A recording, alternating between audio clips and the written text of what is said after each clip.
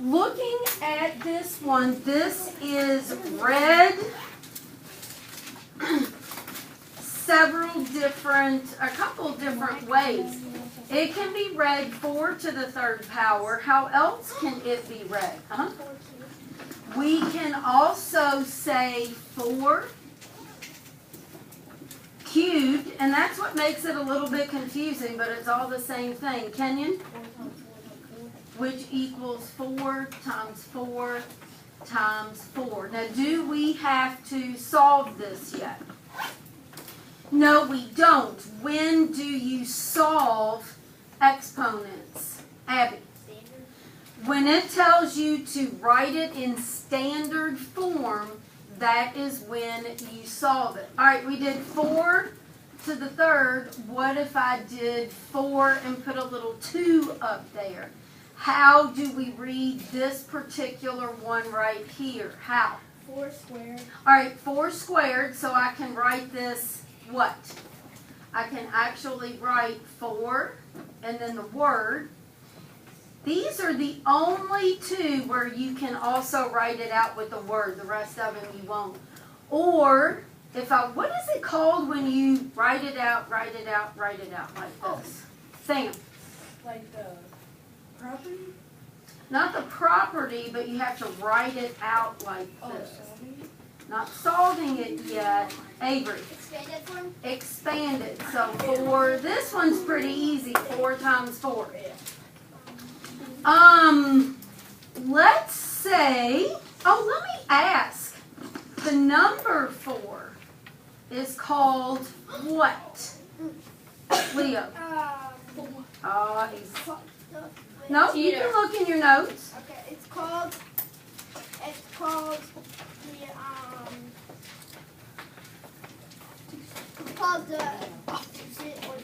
All right, it's called either the digit or the base, and when I talked to Mr. Cook, he said the middle school books use the word base. What is this 2 called, Madison? Exponent?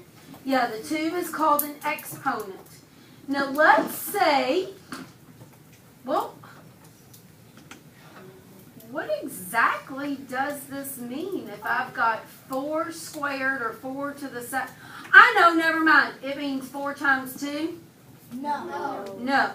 What does it mean, Connor? It means times 4 twice. Okay, you look at this number to figure out how many times you're going to multiply this one out. Now take a look at the answer, the difference in the answer. 4 times 2 equals 8, which you all just said is wrong. Or if I multiply like Connor did, 4 times 4 equals 16. Big difference in your answer. This is the correct one. So don't start. Some of you earlier were trying to multiply these 2 together. Don't start multiplying those together. Connor's right in looking at the exponent. It tells you how many times to multiply the base. What if I gave you the example 5 to the 3rd, and I said to write that in expanded form? What does expanded form look like? Noah? 5 cubed. Okay, 5 cubed. That's another great way to read it, but how many times?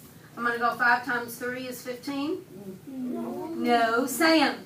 5 times 5 times 5. All right, because it told me to multiply 5 3 times. Now we're going to take this and do it in standard form. In standard form, because it begins with an S, standard also means to solve it. So solve this at your table. Solve this. And yes, put it in a triangle if you need to. Some of you will be sentenced to that before much longer.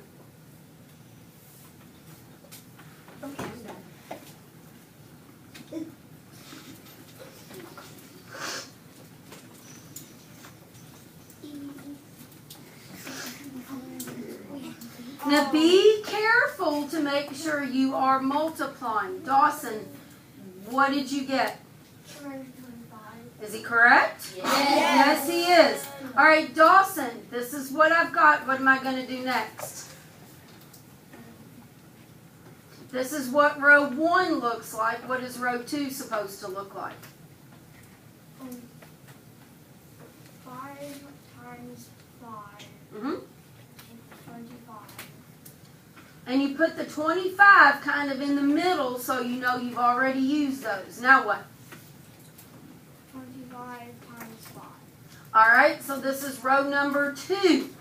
And I don't know 25 times 5 off the top of my head. You will by the time we finish with exponents. I do. Some of these you're just going to know them and you're not even going to have to work them out.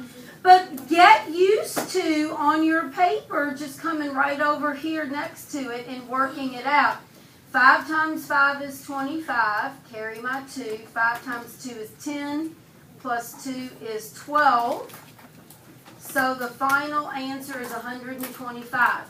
And let me say, last week when you guys turned in your sheets of multiplication, many of you had gone through and erased your work. Stop doing that. Leave it. Because if this were 5 to the 4th power, you can leave this and multiply by 5 right underneath it. So leave it. And if you've got a calculator, yes, you can check these for accuracy the same way that you go row by row. 25 times 5 is going to give you 125. So, and I can, if you want to check some of these later, you are welcome to check them later. I'm going to give you a couple of, we'll get 3 sets of directions. Let's do the fun one first. Right in standard No. form. Yeah. All right, so standard form means I am going to have to work this out. So we'll do 3 examples.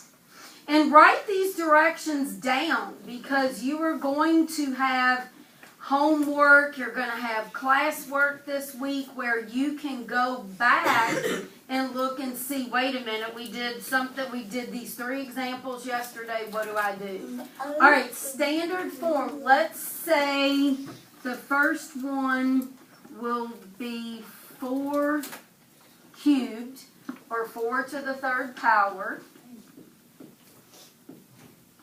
The second one will be 2 to the 4th power. And then C will be, let's say, 7 to the 3rd power, or 7 cubed. So write those down and take a few minutes to work those out. And then we will check those.